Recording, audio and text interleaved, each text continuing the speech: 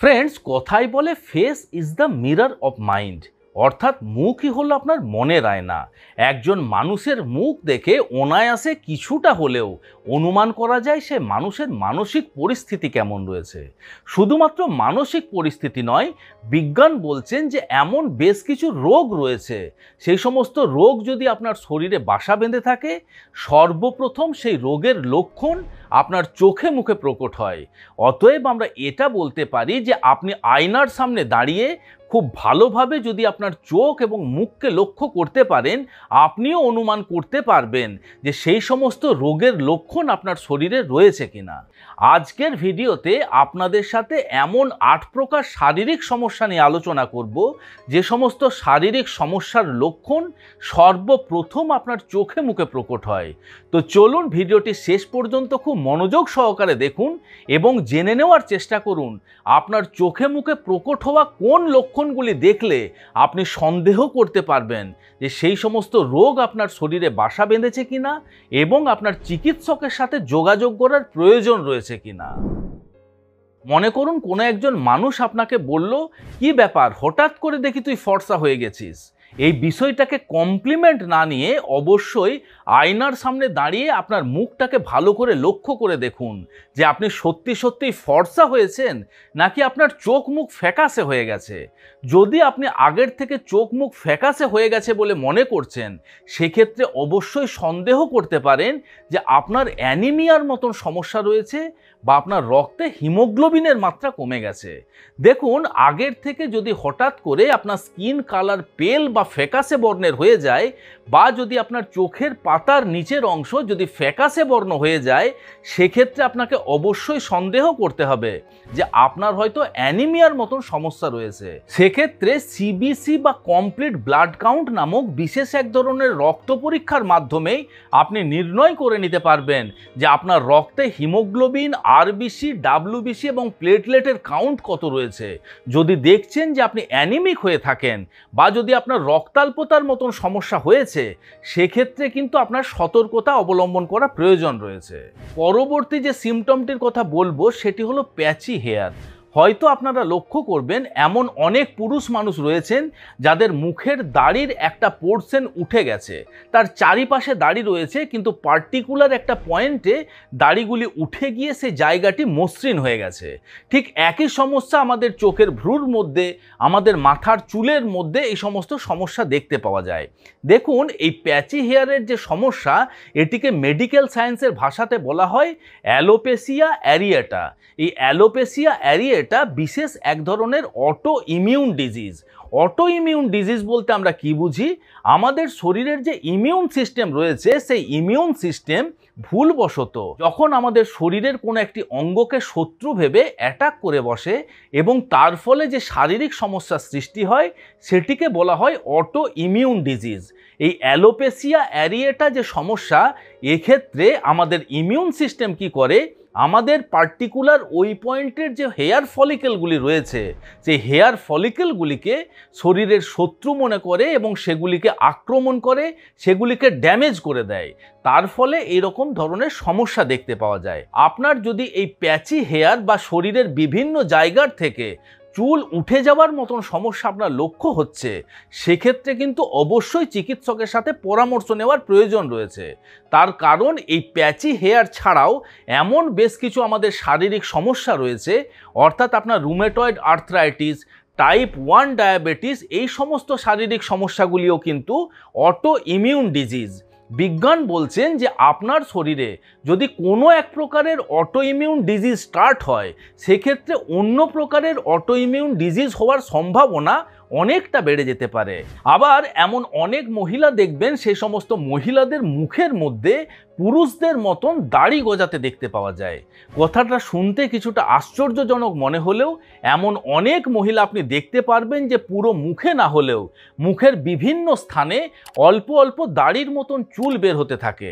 দেখুন, এই শারীরিক সমস্যাটি বেশিরভাগ ক্ষেত্রে মহিলাদের পিসিওডি অর্থাৎ পলিসিস্ট্রিক ওভারিয়ান ডিজিজের জন্য হয়ে থাকে। এই শারীরিক সমস্যা বেশিরভাগ ক্ষেত্রে মহিলাদের রিপ্রোডাক্টিভ এজ এবং চাইল্ড বিয়ারিং ওমেনদের মধ্যে দেখতে পাওয়া যায়। সময় থাকতে যদি এই সমস্যার সমাধান আপনি না করেন, পরবর্তী ক্ষেত্রে গিয়ে অনিয়মিত ঋতুস্রাব বন্ধ হয়ে যাওয়া, তারপর আপনার সন্তানের জন্ম দিতে অক্ষমতা, আপনার মুখের মধ্যে ব্রণ ফুসকুড়ির মতো সমস্যা, দ্রুত গতিতে আপনার ওজন বৃদ্ধি হওয়া, এই সমস্ত সমস্যার সম্মুখীন কিন্তু আপনি হতে পারেন। তবে মহিলাদের মুখের মধ্যে যদি এই দাড়ির মতন চুল গজাতে আপনি দেখছেন, তার মানেই যে সেই মহিলাটির পলিসিস্ট্রিক ওভারিয়ান ডিজিজ হয়েছে এমনটা কিন্তু ভাবার কোনো কারণ নেই। তার কারণ মহিলাদের মধ্যে হরমোনাল ইমব্যালেন্স, মিনক্সিডিল, ডায়াজঅক্সাইড এবং সাইক্লোস্পোরিনের মতন মেডিসিন যদি আপনি কন্টিনিউ খেতে থাকেন। এছাড়া মহিলাদের মুখের মধ্যে চুল গজানোর আরও একটি কারণ হলো কিন্তু বংশগত কারণ।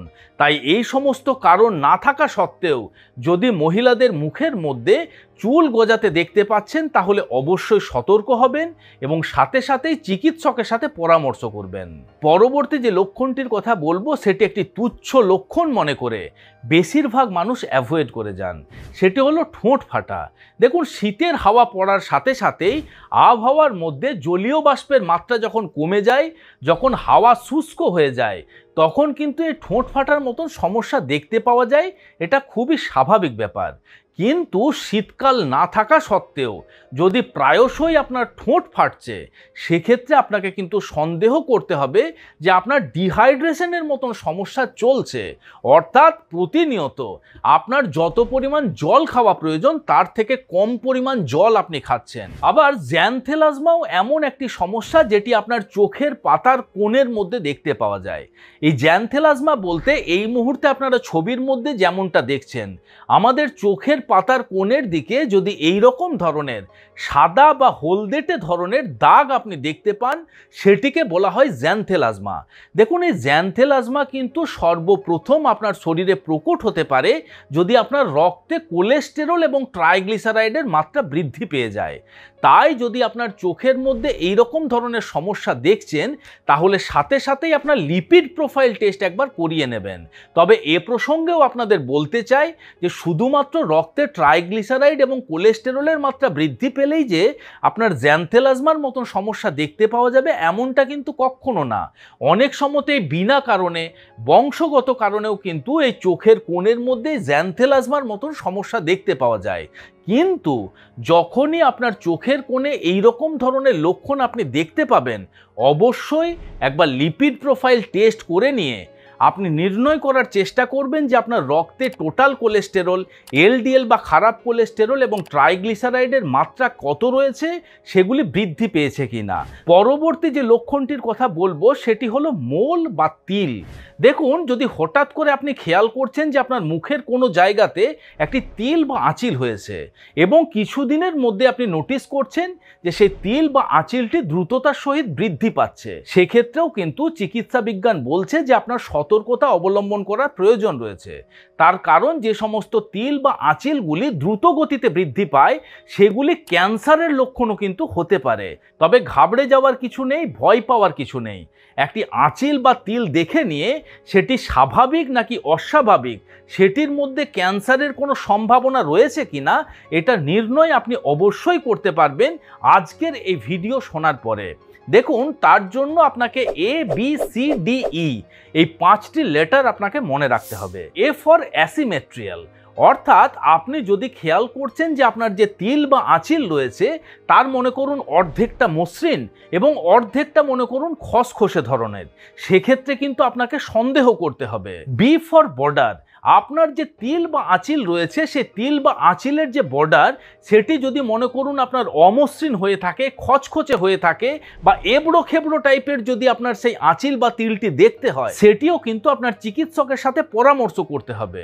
সি ফর কালার, আপনার তিল বা আঁচিলের কালার যদি 2 বা তার থেকে বেশি হয়ে থাকে, অর্থাৎ মনে করুন সেই আঁচিল বা তিলের অর্ধেকটা কালো, অর্ধেকটা বাদামি বর্ণের, সেক্ষেত্রে কিন্তু আপনাকে সতর্ক হতে হবে। ডি ফর ডায়ামিটার, আপনার মুখের বা শরীরের যে কোনো জায়গার আঁচিল বা তিল যত বড়ই হোক না কেন, তার আকার কিন্তু কখনো মটর কলাইয়ের দানার থেকে বড় কিন্তু হতে পারে না।